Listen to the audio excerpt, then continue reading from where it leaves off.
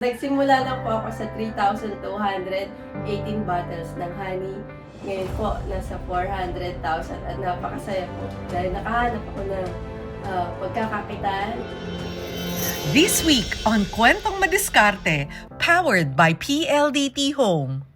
Ang Bounty Honey po ay nagsimula dahil po rin sa dalawa kong anak. Mabilis po silang mahawa sa sakit. Nagtataka nga po ako kasi dahil lagi naman po silang may vitamins, maayos naman po yung pagkain nila. Lagi po kaming nagpapacheck up sa doktor. Salamat sa Diyos, na-search ko po yung pure na honey.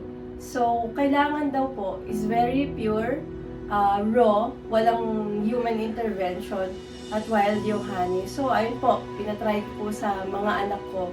So, nung na-try namin, gumaganda yung kalusugan ng dalawang anak ko. At di lang po yung dalawang anak ko, pati na rin po ako. Parang na-hit ko po yung two birds sa isang stone kasi gumagaling po yung mga anak ko. Tapos, at that time po kasi parang dumadaan din po ako sa anxiety and depression. Kasi parang feeling ko wala akong ambag sa family na binuo ko. So, nag-iisip po talaga ako ng product na pwedeng ibenta online. Sinubukan ko pong itry yung honey as my business. Yun lang po, maraming mga challenges like sa cost nung honey. Buti na lang po, nung December, marami pong naipon na aguinaldo yung mga anak ko. So, medyo kumuha po ako ng mga 5,000 pesos, ganun po.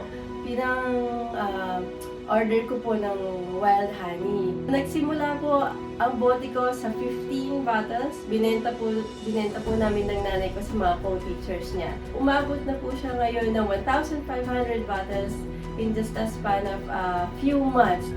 Ito pong Bounty Honey na to, nakakatulong po ito sa mga hunters or mamumuhat sa Mindanao. Sa bawat bote po, meron po silang nakukuhang malaking tulong sa kanilang pamumuhay. Akala ko, ang kumukuha lang po ng honey ko sa bundok ay isa o dalawang hunters lang. So, gulat na gulat po ako, community pala ng mga mamumuhat o hunters ang natutulungan ko. Layunin po ng Bounty Honey na ibalik ang motto na health is wealth para po sa ating mga anak at mga mahal sa buhay. Bukod po doon, ay makakatulong po tayo sa honey industry ng Pilipinas.